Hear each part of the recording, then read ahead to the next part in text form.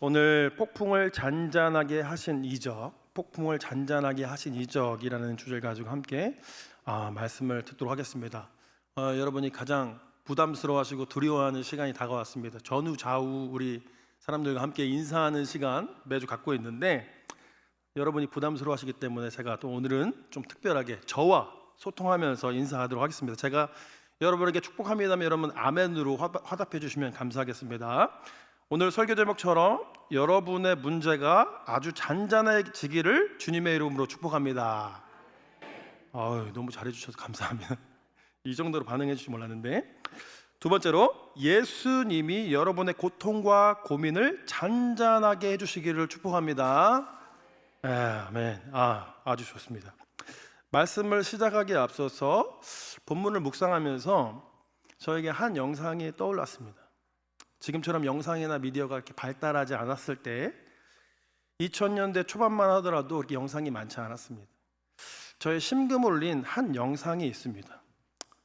곰이 나와서 전체적으로 곰만 나오는 영상이었는데, 나중에 알고 보니까 이것이 프랑스 영화 더 베어라는 그 영화에서 어느 일정 부분을 편집한 거더라고요. 아기 곰이 퓨마에게 막 쫓겨가는 그 장면을 그린 영상, 여러분 혹시 보신 기억이 있는지 모르겠습니다. 한 4, 5년 전에, 지금 틀어주시면 안 되는데 벌써 틀어주셨네. 네, 이 아기 곰이 한가로이 막 놀고 있는데 퓨마가 막 쫓아오는 거예요. 막 쫓아옵니다. 잡기 위해서. 왜냐면 아기 곰이 엄마로부터 멀리 떨어져 있으니까 아기 곰을 잡아먹기 위해서 막 달려옵니다. 아기 곰이 자기가 살려고 그 짧은 다리로 막 헥헥거리면서 도망을 가요. 그런데 항상 우리가 그 영화에서도 보면 알듯이 낭떠러지 그 계곡에 맞닥뜨리게 됩니다. 더 이상 도망갈 데가 없으니까 고목나무 위로 막 올라가죠. 퓨마도 나무를 잘 타기 때문에 아기 곰을 먹기 위해서 천천히 다가갑니다. 아기 곰이 이렇게 뒷걸음 치다가 그 고목나무가 딱 떨어져가지고 계곡 아래로 떨어지게 돼요. 계곡 물살이 아주 셉니다. 그러면서 통나무 위에 어떻게 잡고서 쭉 이제 흘러 내려가는데 퓨마가 그걸 먹기 위해서 따라가죠. 그래서 폭포수가 이르러서 폭포수에 거기에 이제 돌이 있는데 바위 위에서 퓨마가 이제 아기 곰을 먹기 위해서 기다리고 있어요. 아기 곰이 살기 위해서 막 발버둥 칩니다. 물에서 막 헤엄을 치고. 근데 아무리 뭐 아기 곰이 헤엄을 쳐봐야 얼마나 헤엄을 칠 수가 있겠어요. 나중에 무트로 나왔는데 이 표범이 앞발로 팍 치니까 아기 곰이 또 왼발로 또 탁 치니까 그러다 아기 곰이 너무 아프니까 소리를 지릅니다. 소리 지르니까 이 퓨마가 뒤로 물러서는 거예요. 뒤로 물러서는 거예요. 놀라더니. 그러니까 아기 곰이 더 크게 소리 질러요. 근데 나중에 알고 보니까 그 뒤에 뭐가 있었죠? 지금 영상을 보여주셔야 됩니다. 사실 그 뒤에 어미곰이 탁 앞발을 들고서 머리를 막 뱅뱅 돌리면서 침을 흘리면서 위협을 하고 있었던 거예요. 이 영상의 제목이 뭔지 아십니까? 오늘 아주 열정적으로 찬양을 해주셨는데, 나의 등 뒤에서라는 영상입니다. 그렇죠? 우리 인생 속에도 도저히 내 힘으로 감당할 수 없는 어려움을 만날 때가 있어요.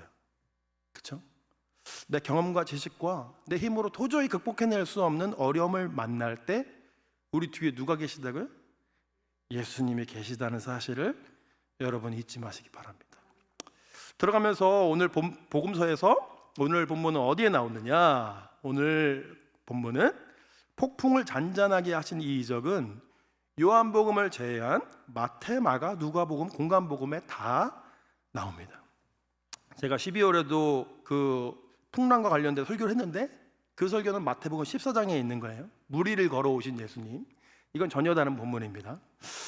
오늘은 예수님께서 배에 함께 계심에도 불구하고 큰 풍랑을 만나서 제자들이 그것을 어떻게 극복했는지, 예수님이 어떻게 도와주셨는지를 말하고 있어요.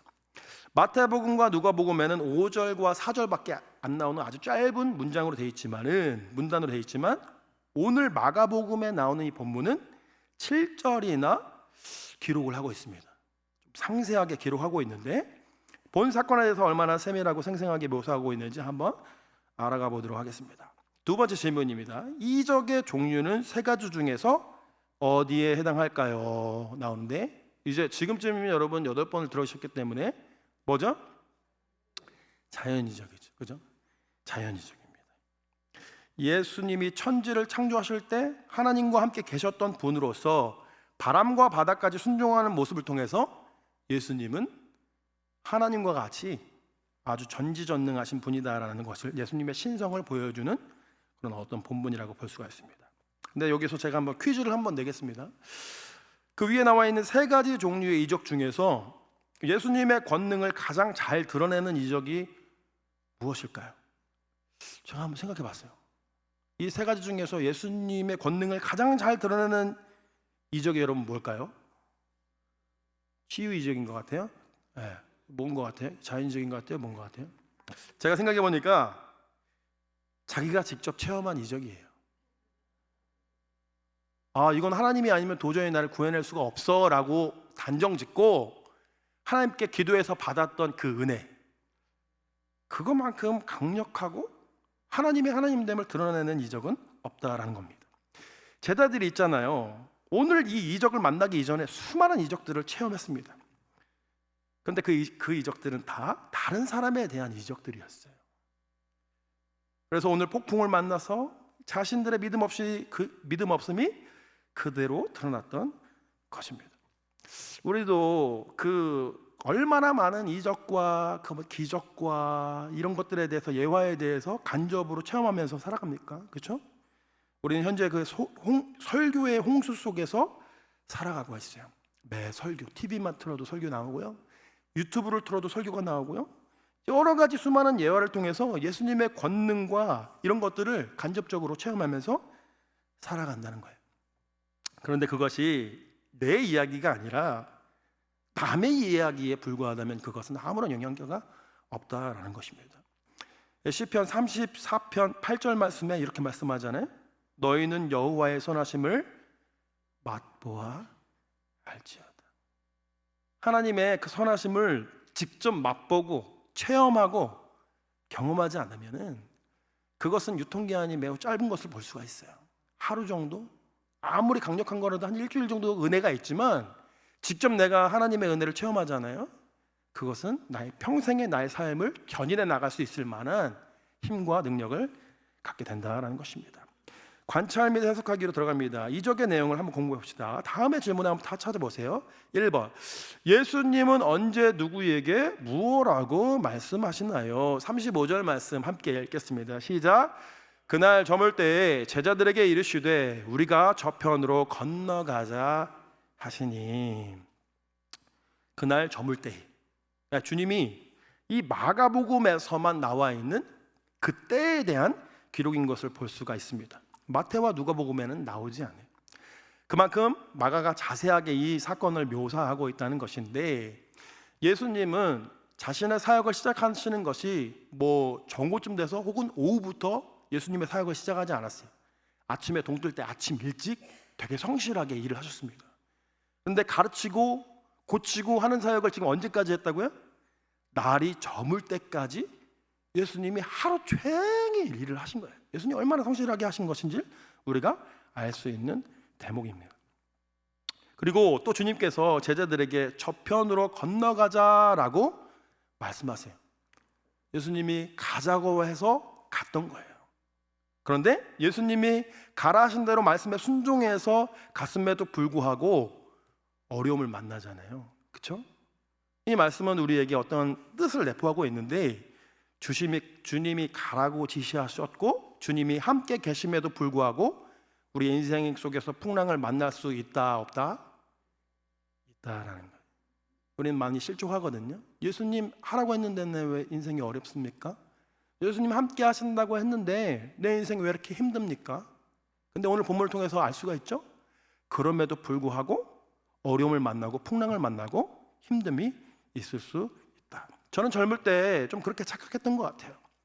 예수님의 말씀에 순종해서 살아가면은 아무런 어려움도 없고 풍랑도 없고 잔잔한 호수만 펼쳐질 것이라고 착각했던 것 같아요. 그렇게 살았겠습니까, 여러분? 제 얼굴을 한번 보시면은 풍파가 보이지 않습니까? 여러 가지 어려움을 만나고 했죠. 믿음으로 순종해도 풍랑을 만나죠. 하지만 수많은 실패와 풍랑을 통해서 그곳 가운데서도 함께 하시고 우리를 이끄시는 예수님, 풍랑 속에서도 평안으로 인도하시는 하나님을 경험케 된다는 것입니다. 어려움, 세상 사람들, 예수님 믿지 않는 사람도 어려움 만나지만 예수님을 잘 믿고 따라가는 사람도 어려움 만날 수 있어요. 근데 그 어려움이 전혀 다른 결과로 나타날 수가 있게 된다는 것입니다. 2번, 제자들은 어떤 난관에 부딪히게 됩니까? 말씀 36절에서 37절 말씀 함께 읽겠습니다. 시작. 그들이 무리를 떠나 다른 배들도 함께 하더니 큰 광풍이 일어나며 물결이 배에 부딪혀 들어와 배에 가득하게 되었더라. 오늘 마가복음 4장의 1절에 보면요, 주님이 배를 타고 무리들을 가르치셨다는 것을 볼 수가 있어요. 예수님이 배에서 선상에서 이렇게 말씀을 많이 가르치셨거든요. 왜냐하면 해풍이 이렇게 불어왔기 때문에 그 바람을 타고 이렇게 예수님의 육성이 사람들에게 쭉 멀리 퍼져가는 겁니다. 배에 타신 그대로 계시고 제자들은 그 배에 올라서 갈릴리 바다를 건너서 넘어가시는데, 거기에 보면은 다른 배들, 가르침을 받은 무리들도 함께 따라갔다라는 본문이 오늘 나오게 됩니다. 제자들과 함께 더불어 따라 나선 이들, 그런데 큰 광풍을 겪은 이후에 그 사람들은 다 어디 갔을까요? 그들은 더 이상 등장하지 않는 것을 보게 돼요.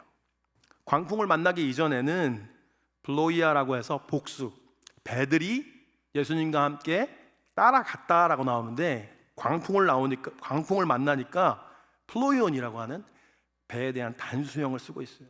여러분, 왜일까요? 어려움을 만나자 구경꾼들은 다 도망갔던 거예요. 광풍을 만나고 어려움 만나니까 예수님의 덕을 보고 예수님의 옆에 있으면서 뭔가를, 단물을 바라보던 사람들은 다 떠나갔던 겁니다. 이것이 바로 구경꾼과 제자들의 차이인 것이에요.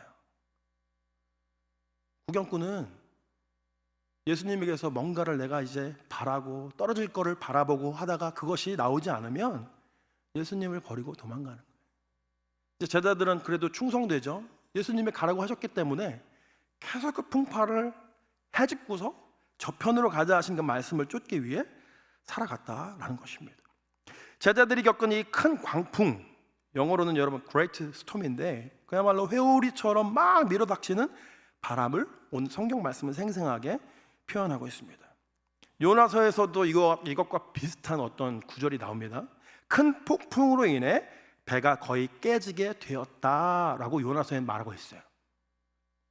거의 정말 이곳에서 사람의 힘으로는 도저히 헤집고 나아갈 수 없는 어려움 가운데 처하게 됐다는 거예요. 갈릴리 이 바다는요, 여러분 대체적으로 아주 고요합니다. 저도 이스라엘 한번 가봤는데 진짜 그 유리같이 잔잔해요. 바람 하나 없을 때. 그런데요, 이 지중해보다 이 갈릴리의 바다가 해수면이 200m나 낮기 때문에 북쪽에 보면은 얼음이 얼어있는 헐몬산이 있는데, 헐몬산에서 남쪽 요단 계곡 쪽으로 이렇게 하강기류가 한번 발생하면요, 깊은 웅덩이와 같은 이 갈릴리 바다로 이상기류가 막 내려오는 거예요. 급하게 내려와서 회오리 같은 바람을 일으키며 갑자기 물이 요동치는 미친 바람, 광풍이잖아요. 미친 바람과 같은 이 폭풍을 만들어내게 된다라는 것입니다. 마가는 더욱 이 장면을 현실적으로 생생하고 긴박하게 표현하는데 37절에 보면은 물결이 배에 부딪혀 들어와 배에 가득하게 되었다라고 말할 정도로 아주 엄청난 바람이 분 거예요. 여기서 근데 부딪혀라는 말은 헬라어로 에페발렌이라는 말이에요. 에페발렌이라는 이 단어인데 과거 미완료 시제로서 큰 파도가 계속 배를 강타해서 지금 이게 그치지 않고 계속 배 안에 물이 쳐 들어오는 이 상황을 어떻게 보면 잘 이렇게 생동감 있게 마가는 표현했다라는 것입니다. 물이 배에 가득 차게 되어서 그 어떻게 보면은 절체절명의 순간에 이르게 되었을 때, 여러분 우리 인생 가운데서도 그런 풍랑을 만나본 기억이 여러분 있으십니까? 풍랑을 만나면요, 파도가 연달아 치기 때문에 정신을 차릴 수가 없는 거예요. 인생의 풍랑을 많이 만나 보셨나요? 한 번 불어오는 풍랑은 견뎌낼 수 있어요. 계속 연달아서 치고 배에 물이 가득 차서 더 이상 내가 이제 기진맥진해서 죽을 수밖에 없겠다라는 풍랑. 저도 오늘 본문의 말씀처럼 저희 인생에서 어떻게 보면 그런 풍랑을 만날 적이 있습니다. 살소망까지 끊어져 가지고 제가 그때 어렸는데 이렇게 도로를 걸어가는데요, 차가 와서 나를 좀 치고 갔으면 좋겠어요. 이 세상에 내가 살아서 뭐하나, 너무 힘든데 내가 지금 저 차가 와서 나를 치고 갔으면 좋겠다. 그런데 그날이 수요일이었어요. 오늘같이 수요 저녁에 갔을 때 하나님이 목사님을 통해서 본문의 말씀을 주셨습니다. 35절 말씀이에요. 그날 저물 때에 제자들에게 이르시되 우리가 저편으로 건너가자 하시니. 하나님이 이 말씀을 주셨어요. 하나님께서 수요 그 예배 말씀을 통해서 저의 믿음 없음을 먼저 보여주셨고, 저에게 사명을 맡겨주시고 먼저 가자 하신 분이 예수님이라는 사실을 발견케 하셨어요. 예수님이 가자 하셨기 때문에 그의 순종하는 데 필요한 모든 제반 사항들을 다 준비해 놓으시고 저를 부르셨다는 사실을 말씀을 통해서 확인시켜 주셨어요. 여러분 생각해 보세요. 어떤 돈이 많고 진짜 힘이 있는 형님이 어디 저 고급 레스토랑에 가 있으라고 말하는 거예요.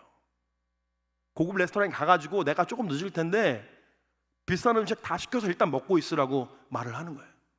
그렇게 말하는 건 그 형님이 뭐라는 거예요? 내가 와서 다 계산한다는 거 아니겠어요? 제반 사항들을 다 준비해 놓는다는 거 아니겠어요?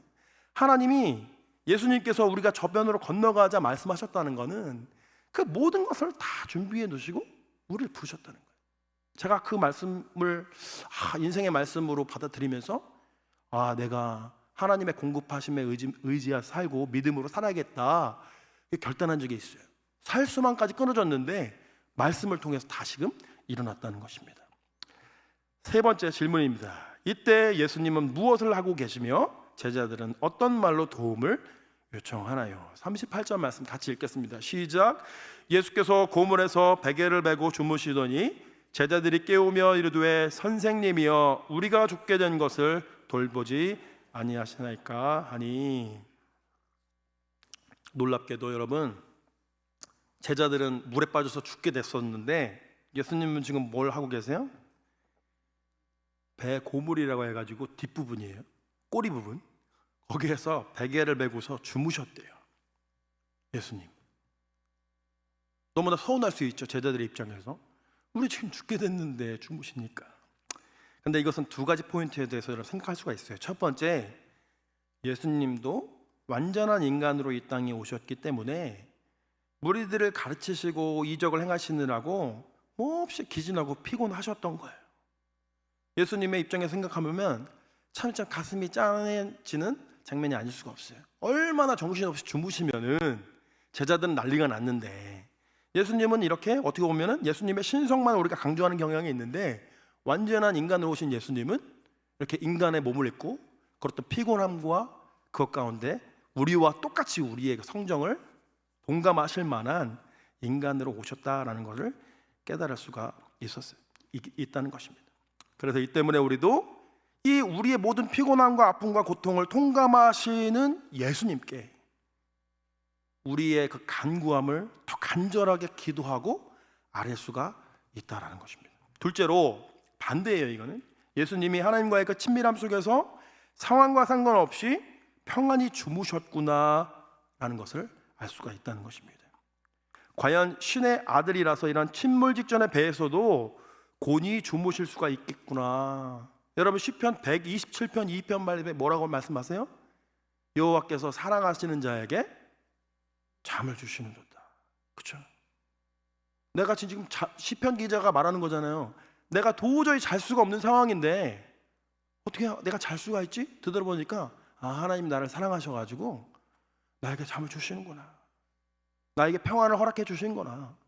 여러분 잠 못 자고 밤새서 고민해 본 적이 여러분 있지 않으세요? 그렇죠? 잠을 내가 아무리 자려고 하는데 잠이 안 와요. 너무 힘들어가지고. 그렇죠?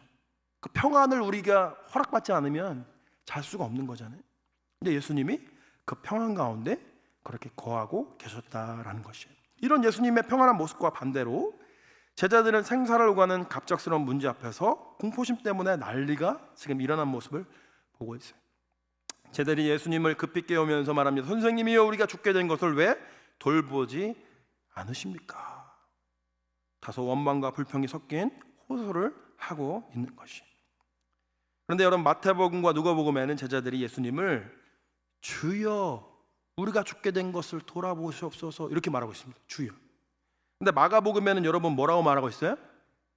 선생님이요, 랍비요, 스승이요. 그렇죠? 호칭이라는 게 되게 중요하잖아요. 이 호칭이라는 것을, 선생님이라는 것을 사용함으로 인해 가지고 제자들의 이러한 영적인 무지와 불신앙을 부각시키고 있다. 여러분, 그래서 예수님을 어떠한 분으로 지칭하고 예수님을 어떠한 분으로 우리가 여기며 살아가는가가 되게 중요하다는 거예요. 단지 하나의 랍비로, 스승으로, 그리고 어떤 이는 주인으로, 인생의 주인으로, 하나님의 아들로 여기면서 살아갈 수가 있다라는 것입니다. 제자들이 예수님과 함께 계시다는 사실을 깨닫기 전까지 아마 많은 시간이 흐른 뒤였을 것으로 추측할 수가 있습니다. 왜냐하면 본문 37절의 말씀처럼 큰 광풍이 일어나며 물결이 배에 부딪혀 들어와 배에 가득하게 될 때까지 얼마나 많은 시간이 흘렀겠어요? 예수님이 함께 계심을 인지하고 깨워드리기 전까지 배에 물이 차서 더 이상 자신의 힘으로는 극복이 불가능할 때까지 제자들이 무엇을 했겠느냐라는 것입니다.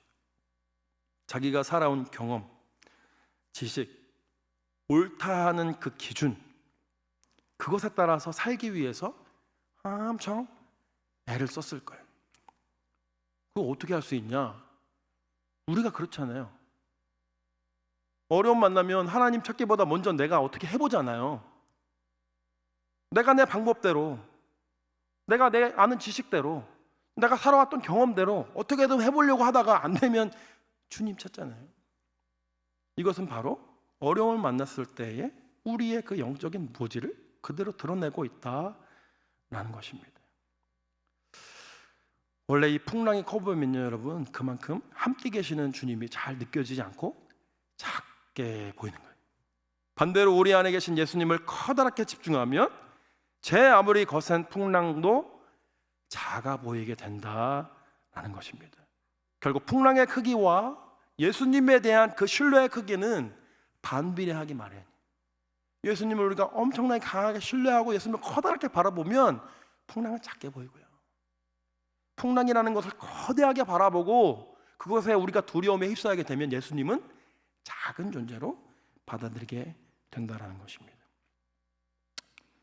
4번, 예수님은 이러한 제자들의 요청을 듣고 어떻게 하시며 그 결과는 무엇으로 나타납니까? 39절 말씀입니다. 시작. 예수께서 깨어 바람을 꾸짖으시며 바다들어 이르시되 잠잠하라 고요하라 하시니 바람이 그치고 아주 잔잔하여 지더라. 제자들의 호소에 주님이 일어나자마자 바람을 꾸짖고 바다에게 여러분 명령하십니다. 일반적으로 이런 사람이 우리 옆에 있으면은 정신이 이상한 사람이 아니고서야 어떻게 인격이 없는 바람을 향해서 꾸짖고 명령할 수가 있겠어요? 그런데 신기한 것은 바람이 그 말씀에 순종했다는 겁니다. 잠잠하라 고요하라. 그러자 즉시 바람이 그치고 아주 잔잔해집니다. 주님의 권위에 이 자연이 순종한 거예요. 이 꾸짖음과 명령 그리고 절대적으로 즉각적인 순종은 주님과 피조 세계 사이에서의 그 관계, 창조주와 그 창조물의 관계를 설명해 주고 있는 거예요. 5번, 예수님은 이어 제자들에게 어떤 말씀을 하십니까? 이 일에 이어 주님은 곧바로 제자들을 꾸짖으시며 어찌하여 무서워하느냐, 너희가 어찌 믿음이 없느냐라고 말씀하십니다. 우리가 공동체든지 개인이든지 갑작스러운 위기에 처하게 되면 누구나 당황하고 두려워하기 마련이에요. 이건 아주 매우 자연스러운 현상이 아닙니까? 그런데도 주님은 왜 제자들을 꾸짖고 계신 것일까요? 그것은 두 가지로 해석할 수 있는데, 첫 번째는 본 사건 이전에도 예수님 곁에서 수많은 이적과 기사를 눈으로 보고 간접적으로 체험했어 불구하고 아직까지 믿음이 없는 제자들의 모습을 예수님 지적하신 거예요. 여러 가지 시청각 교육 자료로서 계속 교육을 해주신 거예요. 내가 누군지, 하나님의 아들이란 거에 대해서 계속 교육을 해줬어요. 수천 가지의 이적을 봤음에도 불구하고, 그런데 이 이적이 자기의 것으로 이 제자들이 그 믿음이 생기지 않았기 때문에 그것을 지적한 겁니다. 38절의 말씀처럼 주님에 대한 절대적인 믿음과 신뢰도 없이 주님을 원망하며 불평하는 투로 깨운 것에 대한 책망이 담겨 있는 것입니다. 둘째로는 본 자연 이적을 제자들이 직접 자신의 경험으로 맛보았음에도 불구하고 그들의 마음속에 아직도 믿음이 없음을 한탄하시면서 말씀하신 것입니다. 이 믿음이 없다는 게 여러분 무엇일까요? 이 믿음이 없다는 건 결국 예수님이 누구신지 명확하게 아는 거예요. 하나님에 대한 그 아는 지식, 예수님에 대해 예수님이 어떤 분이신지 명확하게 아는 그 지식이 바로 믿음이고, 그래서 예수님을 온전히 알지 못하는 제자들의 그 어리석음을 일깨워주기 위해서 일부러 선생이여, 랍비여라는 단어로 예수님을 칭하는 것을 거기에 성경에 기록해 두었다라는 것입니다.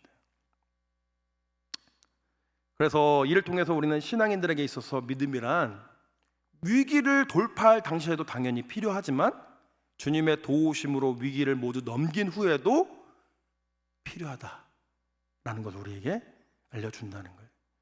주님의 도우심으로 위기를 넘긴 후에도 믿음이 자라나지 않고 정체되어 있거나 후퇴하는 사람들을 많이 보게 돼요. 목회하면서.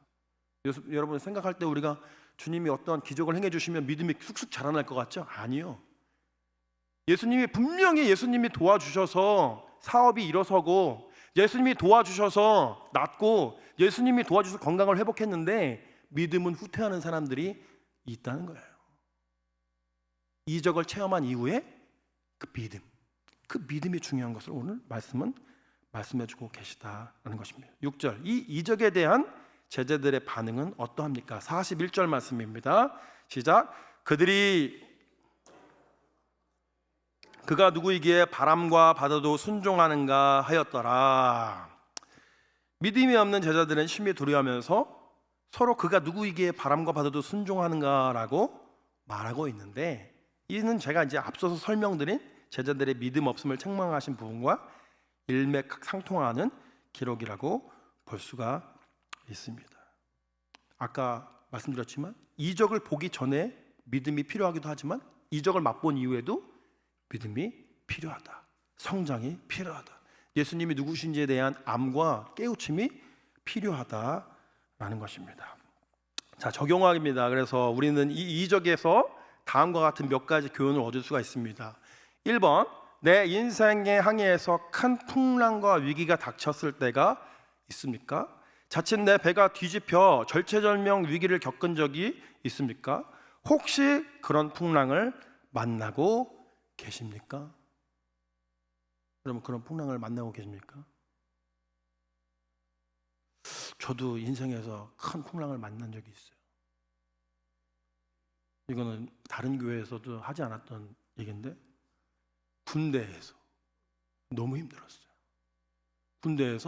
군대 얘기하니까 다른 남자분들도 너무 힘들었어요.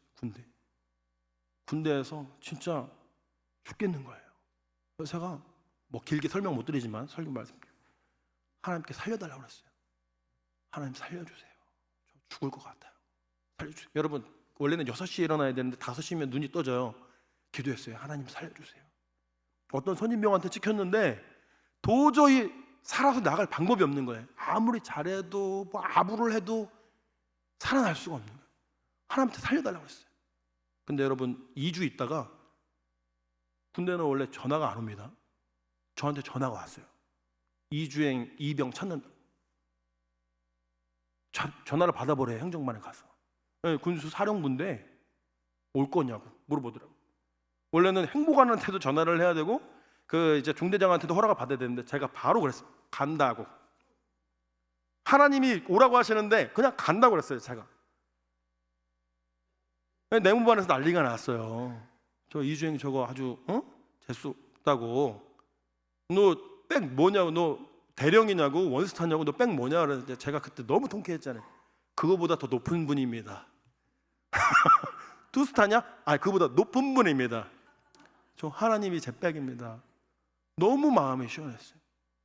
여러분도 인생의 풍랑 가운데 죽을 것만 같은 그 상황 속에서 예수님께 기도해 보세요. 예수님 살려주세요. 살려주세요. 제가 진짜 체험했어요. 왜냐면 나중에 알고 봤더니 이 탄약창에서 가기로 했던 사람이 제가 기도하는 그 어간에 마음 바꿔서 안 가기로 했대요. 왜 저한테 전화가 온 거예요? 하나님 놀라운 기적 아닙니까? 자, 2번, 인생의 항해에서 큰 풍랑이 닥쳐왔을 때 내 배, 인생 안에 주님이 같이 타고 계신다는 말씀은 우리에게 어떠한 위로와 소망을 준다고 생각합니까? 여러분, 제 자녀가 지금은 초등학교 2학년인데 4살 정도 됐을 때 유치원에 갔다 오더니 여러분 그러더라고요. 아빠, 규슌 알아? 규슌? 그래서 뭐야? 그랬더니 나중에 알고 봤더니 귀신을 어디서 들고 와가지고 그런 거에 대한 막 무서움이 막 생기는 나이에 장롱하고 건너방에 가는 걸 너무 무서워해요. 깜깜한데 야, 아빠랑 한번 같이 가보자. 아빠가 손 잡아줄게. 손을 잡았는데 손에 막 경직되고 막 무서워하는 게 막 느껴져요. 그런데 이 아이가 제가 놀랐던 건 뭐냐면 제 손을 붙들고 거길 들어가더라고요. 장롱을 열어요. 예수님이 함께 계신다는 것은 우리에게 그런 의미라고 생각을 해요. 무섭고 두렵고 힘든 일이지만 예수님이 손 잡아주시면 갈 수 있어요. 할 수 있어요. 그래서 선교사들이 솔직히 그 해외에서 뭐 믿고 갑니까? 예수님이 붙들어 주신 그 손 의지해서 가는 거잖아요. 어려운 환경에 아마존에 막 이런데 우리 무쇠보좌하신 그 주님이 거하시지 않는 곳은 거제도 없다. 3번, 하나님의 아들에게는 풍랑이나 풍파는 아무런 문제가 안 됩니다. 가장 중요한 본질은 위기의 크기가 아니라 우리 믿음의 크기입니다. 나오죠. 그렇죠. 하나님을 크게 보기 시작하면, 믿음의 크기로 하나님 크게 보기 시작하면 풍랑은 작게 보이는 거예요. 그렇죠? 반배리 한다고 말씀드렸잖아요. 우리 안에 내주하시는 그 예수님, 우리 삶 속에 역사하시는 하나님을 크게 바라보기 시작할 때 그럼 상대적으로 풍랑은 아주 작게 아무것도 아닌 것으로 느껴지게 될 줄 믿습니다. 그래서 우리 모두 이 풍랑 속에서 예수님을 크게 바라보심으로 승리하는 복된 한 주간 되시길 주님의 이름으로 축원합니다. 기도하겠습니다. 하나님, 폭풍을 잔잔하게 하신 이적을 가지고 주님의 말씀을 나눴습니다. 우리 인생 가운데 큰 풍랑이 찾아올 때 우리의 도움이 되시는 하나님을 의지하여 살아가는 우리 신촌의 가족들이 되게 하여 주시고, 이를 통하여 하나님께 영광 올려드리는 저희가 되게 해 주시옵소서. 우리가 어려움을 만날 때에 우리의 손을 꼭 붙들고 가시는 주님과 함께 동행함으로 승리하는 저희가 되어지길 소원하며 우리를 사랑하시는 예수님의 이름으로 기도합니다. 아멘.